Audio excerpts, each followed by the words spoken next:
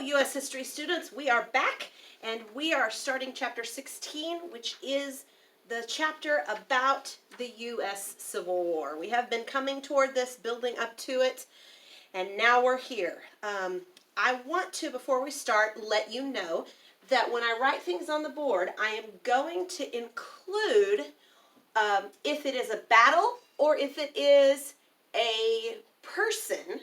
I'm going to include an N for north or an S for south next to them, especially the battles or the army officers. You are going to want to make note of those because there will be on this test, I believe it's a bonus question of a list of generals and other officers that you would have to identify as going with north or south. And so you want to pay particular attention to that. I have not written it yet, but I'll add that to those as we go along.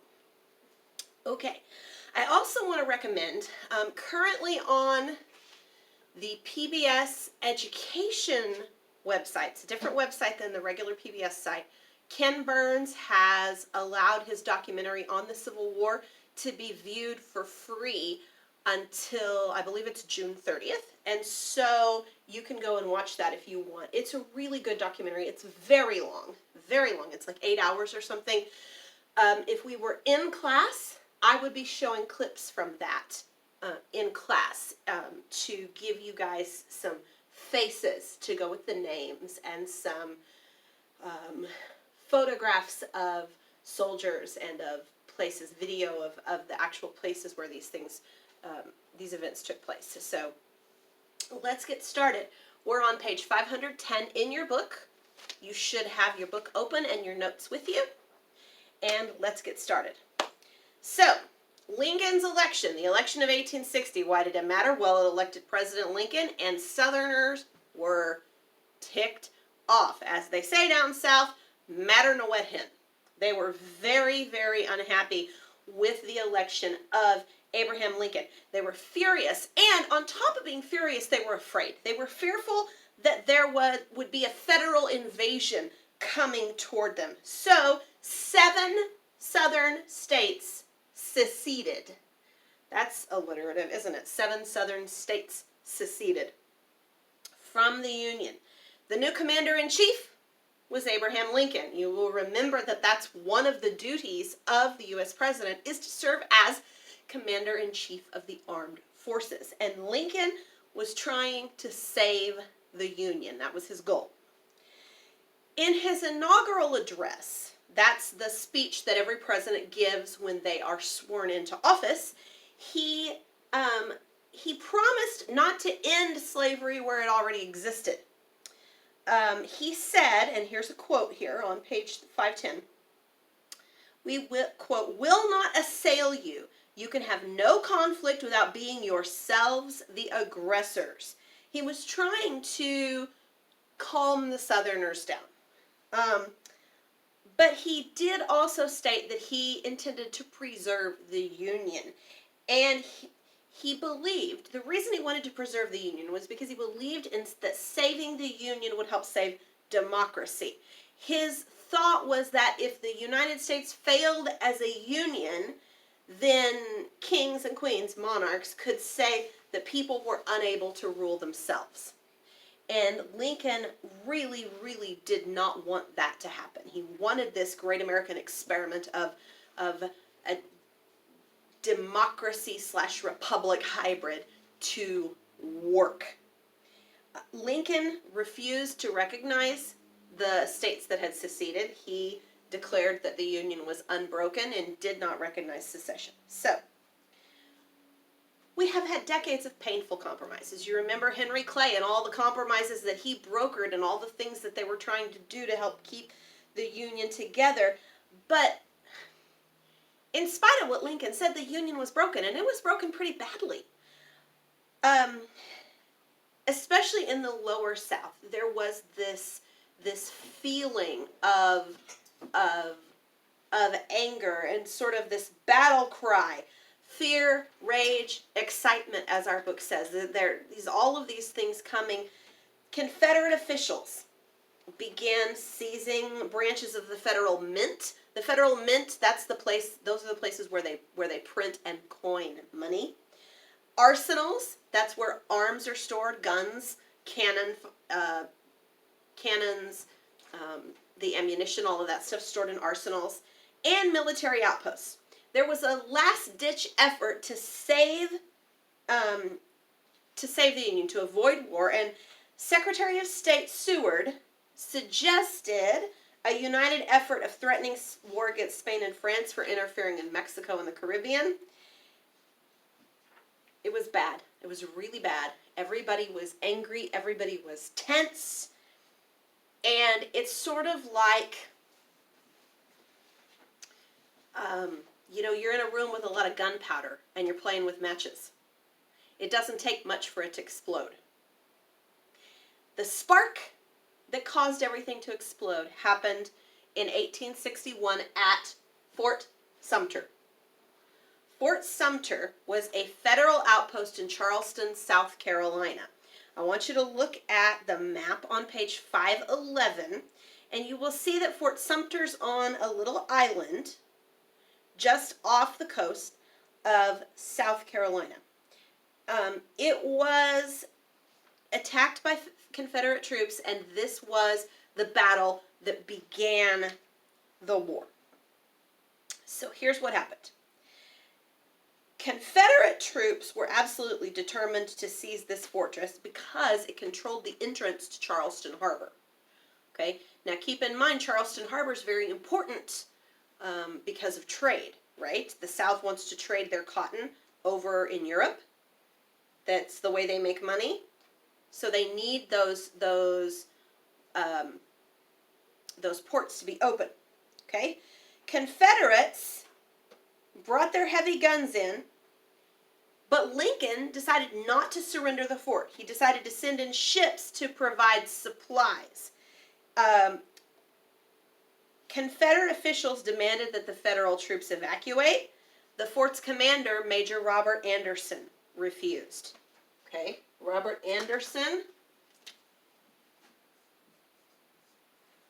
Northern. Okay. Major Robert Anderson refused. April 12th, 1861, Confederate guns opened fire. So it was the Confederates that technically started it. He started it. No, he started it. Well, technically the Confederates started it. There was an eyewitness who wrote that the shots fired brought, quote, every soldier in the harbor to his feet and every man, woman, and child in the city of Charleston from their beds. The Civil War began. The fort was huge, but it didn't stand much of a chance because its heavy guns didn't face the shore. So the heavy guns in Fort Sumter did not face Charleston. They faced the Atlantic because when the fort was built, it was built thinking that an invasion would come from a foreign country, not from its own people. And so the heavy guns faced the Atlantic Ocean. 34 hours of cannon blasts, Fort Sumter surrendered. So that was a victory for the South. The last ray of hope for preserving the Union has expired at the assault upon Fort Sumter, is what Lincoln wrote about that battle. Whew, what a way to begin. Okay, so Fort Sumter falls, and the North is absolutely stunned. Lincoln declared the South to be in a state of rebellion and asked state governors to send soldiers. He wanted 75,000 militiamen to put down the rebellion. So states had to choose. What are we going to do now? Are we going to secede, or are we going to join the Union, stay in the Union? There was a Democratic senator, you have heard of him, we've talked about him before, Stephen Douglas, spoke in favor of Lincoln's call for troops. That's very interesting to me because you remember Douglas was one of Lincoln's main opponents. But he supported Lincoln's call for troops, and he said, and this is very telling of the side he was on, he said, there can be no neutrals in this war, only patriots or traitors. So Douglas was very adamant about which side he was on. If you look on page 512, you will see how the states divided themselves up for this war. Pennsylvania, New Jersey, and all the states north answered the president's call. There were some slave states that were crucial. The states in the upper south, North Carolina, Tennessee, Virginia, and Arkansas all seceded at this point. They provided soldiers and supplies to the south. Mary Chestnut, and if you are able to watch the Ken Burns video, she kept a very detailed diary about the war, and a lot of her quotes are used throughout that documentary. But Mary Chestnut, her husband became a Confederate congressman, and here's what she wrote. I did not know that one could live in such days of excitement. Everybody tells you half of something and then rushes off to hear the latest news. Border states. The border states were key. These were the states sort of stuck between the states that were solidly south and solidly north. The border states were Delaware, Kentucky, Maryland, and Missouri. Delaware, Kentucky, Maryland, and Missouri were slave states that did not join the Confederacy. That's important. Kentucky and Missouri controlled parts of important rivers, the Missouri and the Mississippi. Maryland separated the Union capital, Washington, D.C., from the North. So if Maryland had joined the South, the capital, the U.S. capital, would have been stuck in the middle of the Confederacy. Kind of a big deal.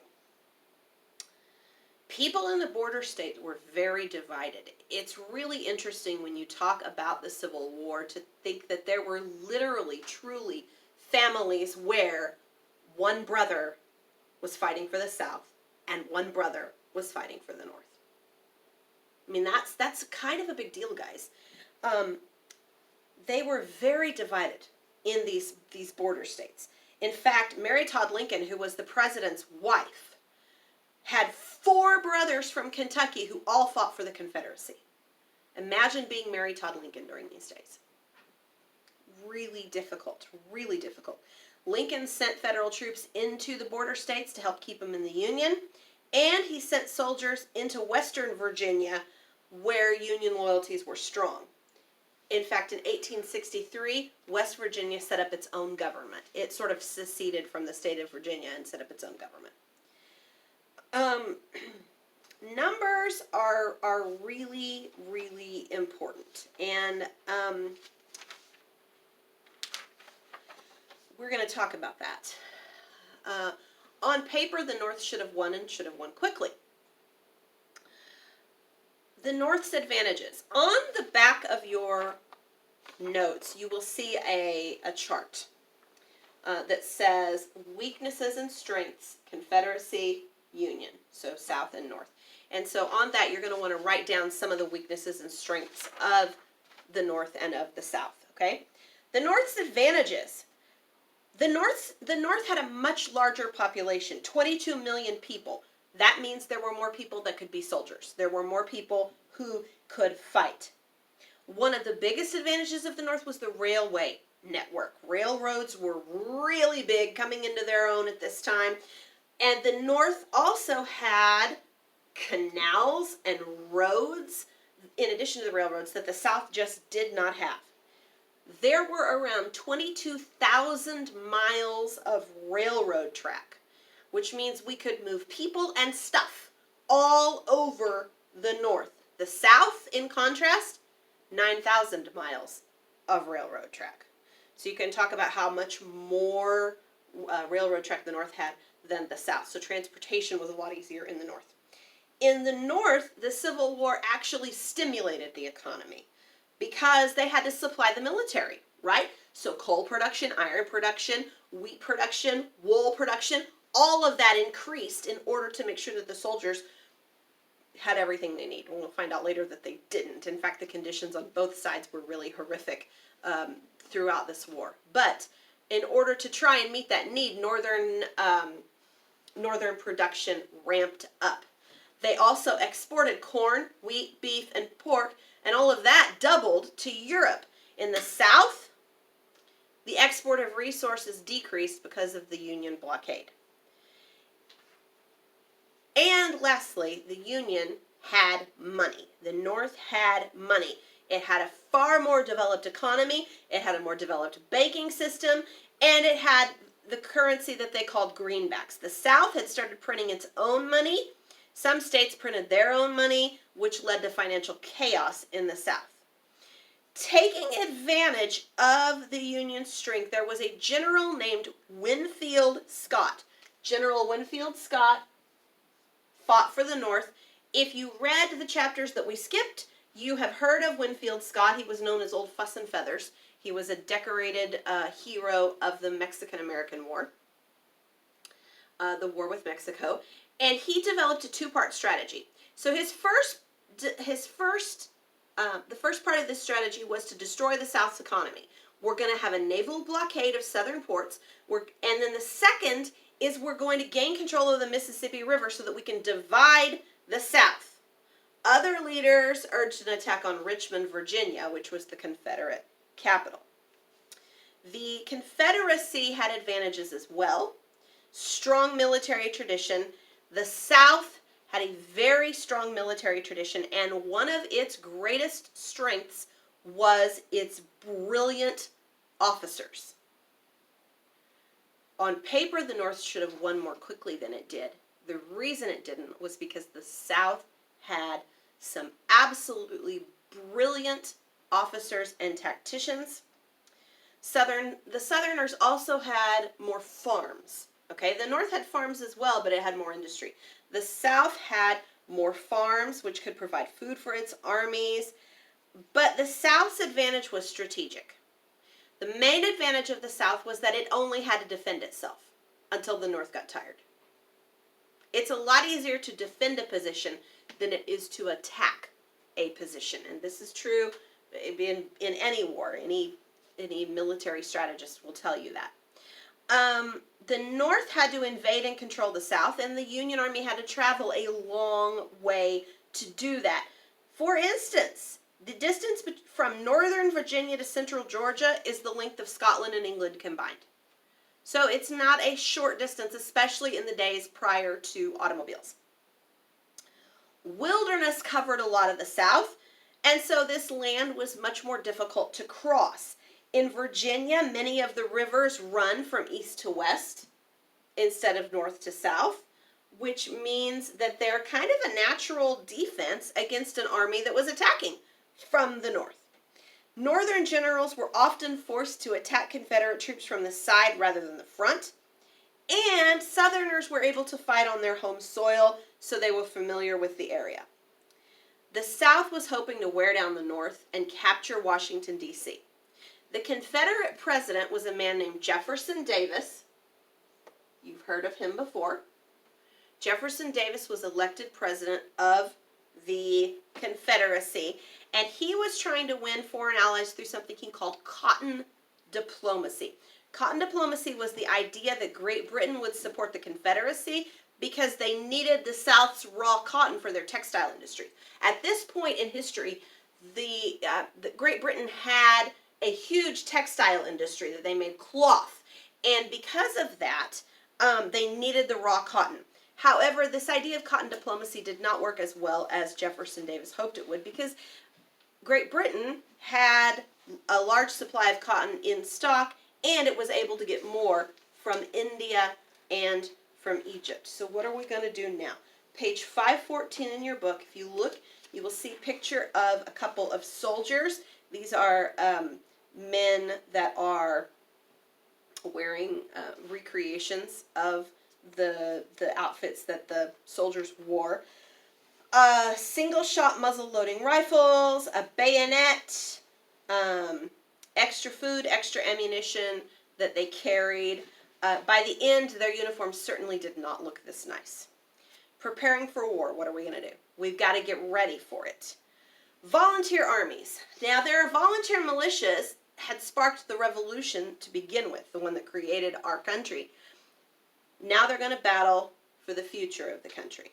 At the start of the war, the Union Army only had 16,000 soldiers. Within a few months, they had 500,000. Let that sink in. Southern men rose up to defend their lands. There was a Virginian named Thomas Weber who said he came to fight, quote, against the invading foe who now pollute the sacred soil of my beloved native state. When Union soldiers asked one captured rebel why he was fighting, he replied, I'm fighting because you're down here. Civilians on both sides are helping the troops, raising money, providing aid for soldiers and families, emergency hospitals. There was a woman named Dr. Elizabeth Blackwell. She's kind of a big deal because she was the first woman to receive a license to practice medicine. She organized a group that pressured President Lincoln to form the U.S. Sanitary Commission. We'll talk about that a little bit later when we talk about the conditions that soldiers fought under. She was very important. The sanitary was run by a man named Henry Bellows. Tens of thousands of volunteers worked with the U.S. Sanitary Commission to send bandages, medicine, and food to the Union Army camps and the Union Army hospitals. And there were around 3,000 women who served as nurses in the Union Army. What do you got to do once you have the soldiers? You got to train them before you can send them to war. Both armies, both sides, faced great shortages of clothing, of food, and of rifles. Most of the troops didn't have standard uniforms. They just wore what they could. Eventually, they chose a color. The Union chose blue, and the Confederates wore gray. So you'll often hear this as the War of Blue and Gray, or blue versus gray, or the Blues fought and won, or whatever. But the blue was the Union, and gray was the Confederates. The problem was that most of them didn't have any idea about how to fight. These were not professional soldiers. They were volunteers. Farmers, school teachers, all kinds of people. They had to learn combat basics. They had to learn how to march. They had to learn how to shoot. They had to learn how to use bayonets. There's a great quote here on page 515 from a Union soldier in a letter to his friend. He says, "We have been wading through mud knee-deep all winter. For the last 2 weeks, we have been drilled almost to death. Squad drill from 6 to 7 a.m., company drill from 9 to 11 a.m., battalion drill from 2 to 4:30 p.m., dress parade from 5 to 5:30 p.m., and non-commissioned officer school from 7 to 8 in the evening. If we don't soon become a well-drilled regiment, we ought to." A lot of the young men that signed up had sort of these visions of glory that they were going to attain in war. And many of them were eager to fight. They wanted to fight. They didn't understand what was coming for them. And they wouldn't have to wait long for it. They had to have discipline, and they drilled that into these raw volunteers to turn them into this fighting war machine. The success or failure of a regiment in war often depends upon its discipline, how well and how quickly it follows orders. Volunteers had to learn how to use rifles. They were supposed to eventually get to the point where they could load, aim, and fire their rifles 3 times in 1 minute. And these are not automatic weapons, right? You've got to load it after every shot. The quality of the weapons varied greatly. Most soldiers had a Springfield rifle or an Enfield rifle because they liked their accuracy. On the other hand, they complained about any Austrian and Belgian rifles. There was a soldier who said, "I don't believe one could hit the broadside of a barn with them." The Union Army provided the infantry with 2-person tents, but the soldiers would usually discard them because a 2-person tent was not very portable. The Confederate Army didn't issue tents. Instead, Confederates would use tents that they captured from the Union Army. All right, so we're there. We've picked sides. We're getting trained. We're getting ready to fight. What's going to happen next? We'll find out in section 2.